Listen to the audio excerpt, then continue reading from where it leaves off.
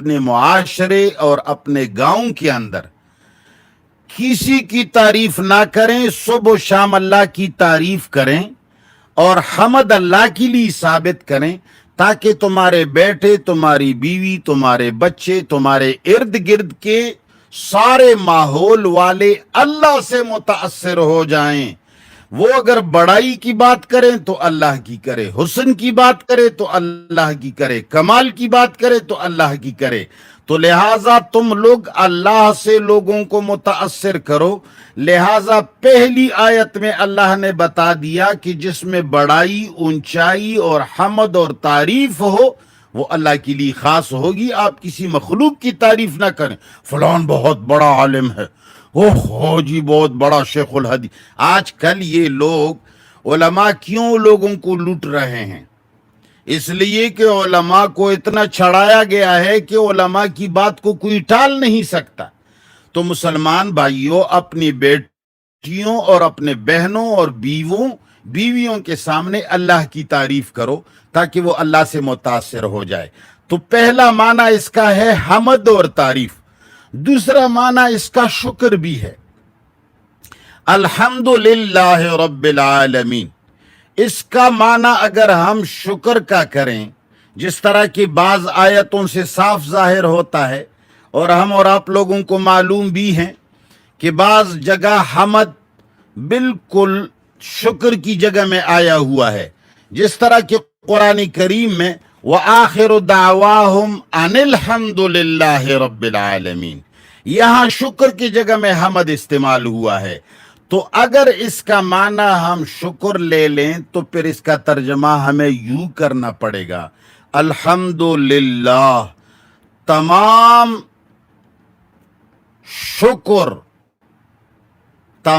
شکریہ اللہ کے لیے سزاوار ہیں۔ یعنی ہم اگر کسی کا شکریہ ادا کرتے ہیں، کسی نے ہمیں پانی پلایا ہم اس کا شکریہ ادا کرتے ہیں، کسی نے ہمیں کھانا دیا ہم اس کا شکریہ ادا کرتے ہیں، تو اللہ فرماتے ہیں کہ سارے کے سارے شکریہ جو ہیں یہ اللہ کے سزاوار ہیں۔ اگر اللہ تعالیٰ پانی کو پیدا نہ کرتا تو تمہیں کون کیسے پانی پلاتا؟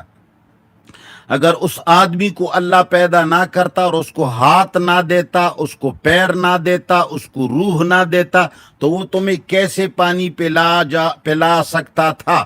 لہٰذا جتنے شکر ہیں، جتنے شکر کے مضامین ہیں، وہ سارے کے سارے اللہ کو سزاوار ہیں۔ اگر آپ کسی بھی بندے کی تعریف کرتے ہیں تو اس سے زیادہ انہیں شکریہ ادا کرتے ہیں، تو اس سے پہلے آپ اللہ کا شکریہ ادا کریں، اس لیے کہ اس آدمی کو سبب بنایا گیا تمہارے ساتھ احسان کرنے کا۔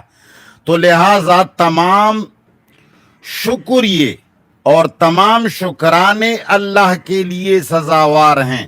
الحمدللہ، تمام تعریفیں خاص اللہ کے لیے ہیں۔ کیوں اللہ کے لیے ساری تعریفیں ہیں؟ تعریفیں اور شکریہ تو اس آدمی کا ہونا چاہیے جس میں کوئی کمال تو ہو۔ رب نے ہمارے ساتھ کیا کمال کیا؟ فرمایا رب العالمین، وہ سارے کائنات کا پالنے والا جو ہے، اور پالنے میں اتنا بڑا کمال ہے کہ اللہ کیسا پالنے والا ہے؟ ویسے تو والد بھی پالنے والا ہے، ہمیں ماں دودھ پلاتی ہے، پالنے والی ہے۔ ہم پالنے والے ہیں، وہ گایوں کو چارہ ڈالتے ہیں، ہم اس کے پالنے والے ہیں، پانی پلاتے ہیں، اپنے بیٹوں کو انجیکشن لگواتے ہیں۔ اللہ کیسا پالنے والا ہے؟ وہ ایسا پالنے والا ہے کہ اس نے وہ پالنے کی چیزیں بھی پیدا کی۔ وہ کسی کو اگر پانی پلاتا ہے تو پانی پیدا کرنے والا بھی اللہ ہے۔ غلہ کھلایا گیا تو غلے کا پیدا کرنے والا بھی وہ ہے، اور غلے کے لیے کھیت بھی اسی نے پیدا کیا، غلے کی نشوونما بھی وہ کرتا ہے۔ بیٹے کو پیدا کیا تو تمہارے تھنوں کے اندر اس کے لیے دودھ بھی پیدا کرنے والا اللہ ہے۔ تو کامل رب صرف وہی ایک ہے۔ تو لہٰذا اگر آپ شکریہ ادا کرتے ہیں تو اس کا کیوں نہیں کرتے؟ اگر آپ حمد اور تعریف اور بڑائی بیان کرتے ہیں تو اس کی کیوں نہیں کرتے؟ تو پہلی آیت سے آپ لوگوں کو یہ معلوم ہوا کہ کسی مولوی کی تعریف مت کرو، پیروں کی تعریفیں مت کرو، بزرگوں کی تعریفیں مت کرو۔ جتنی کتابیں لکھی ہوئی ہیں اور میں بزرگوں کی تعریفیں ہوئی ہیں تو سمجھ لو کہ یہ لوگ اللہ کے مقابلے میں کسی مخلوق کی تعریف کر رہے ہیں۔ لہٰذا ہمیں مخلوق کی تعریف سے کوئی سروکار نہیں، ہم الحمدللہ پڑھنے والے ہیں۔ ہمارے سامنے تعریف کرو اللہ کی، وہ کتاب پڑھو جس میں اللہ کی تعریف ہو، وہ کتاب سنو جس میں اللہ کی بڑائی ہو، اس آدمی کا سپیچ سنو اور گفتگو سنو جس میں اللہ کی بڑائی ہو۔ اگر مخلوق کی بڑائی بیان کرتا ہے، خدا کرے انبیاء کیوں نہ ہو، انبیاء کی بڑائی کا بھی رب العالمین نے اجازت نہیں دی کہ تم عزیر کو اتنا چھڑاؤ، تم عیسیٰ کو اتنا چھڑاؤ، جس طرح کہ آج کل محمد مصطفیٰ صلی اللہ علیہ وسلم کو چھڑایا گیا ہے۔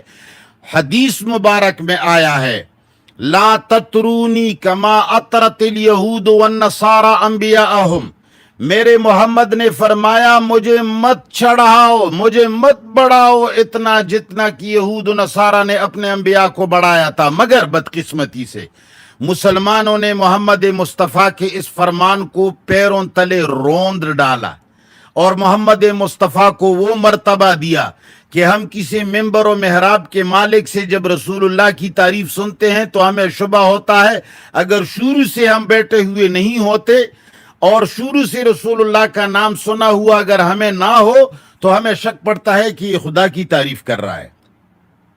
جب ہم رسول اللہ کی بڑائی ان سے سنتے ہیں تو ہمیں گمان ہو جاتا ہے کہ یہ اللہ کی بڑائی بیان کر رہا ہے۔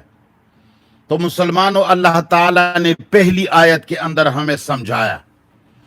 یہ میں نہیں کہوں گا کہ ہماری اوپر پابندی لگائی، پابندی جانوروں پہ لگائی جاتی ہے۔ جو چار ٹانگوں والے ہوتے ہیں ان کو باندھنا پڑتا ہے کہ اس در مت جاؤ۔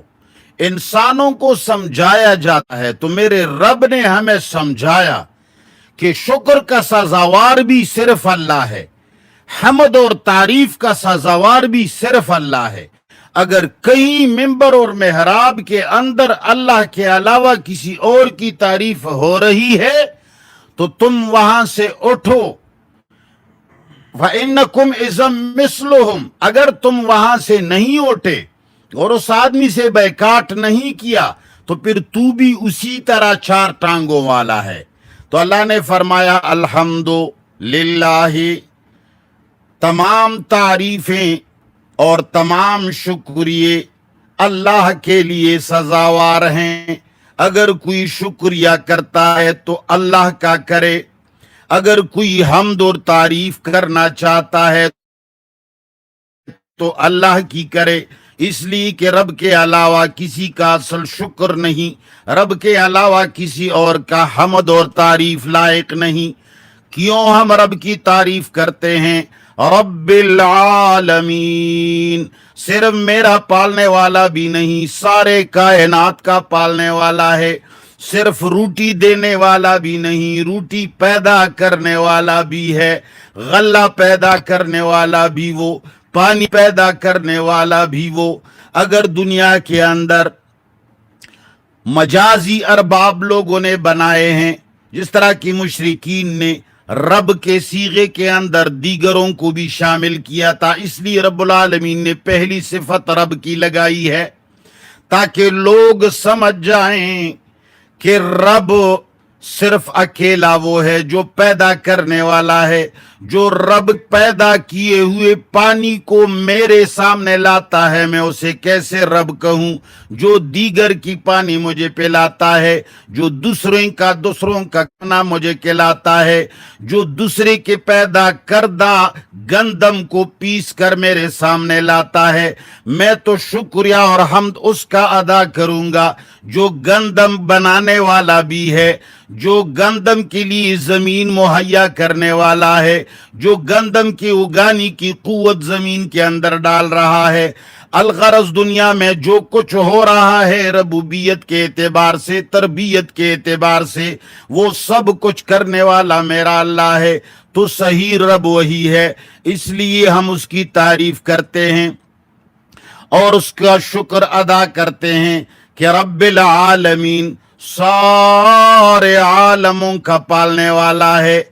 कितने आलम है, इससे हमारा कोई सरोकार नहीं। मौलवी इस पर भी 1 घंटा लगाता है, भाई 80,000 आलम है, भाई 18,000 आलम है, हमें कोई इल्म नहीं। जितनी भी आलम है मेरे रब ने फरमाया सबको मैं तरबियत में करता हूँ। जितने आलम आप बना सकते हैं, 1 है, 2 हैं, लाख हैं, करोड़ हैं, अरब है, उसका पालने वाला सिर्फ मैं हूं।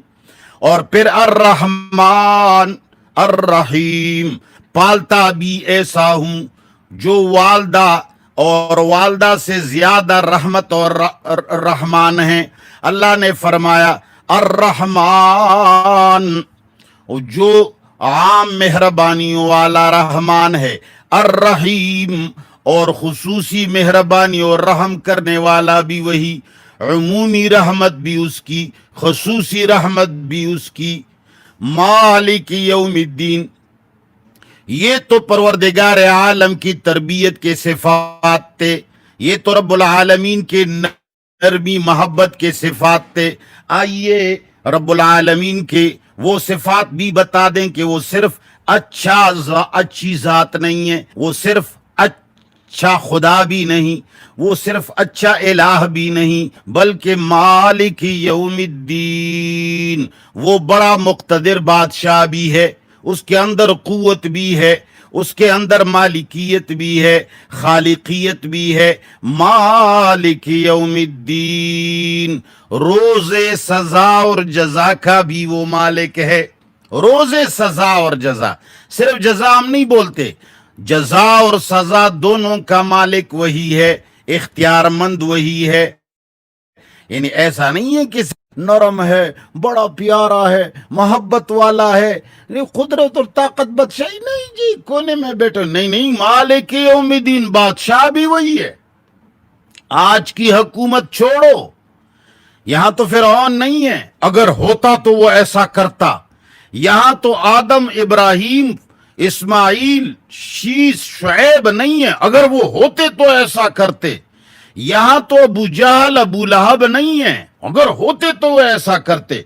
जी नमरूद, फिरौन, हामान, शद्दाद, अबू लहब, अगर सारे इकट्ठा होते तो फिर आप देखते।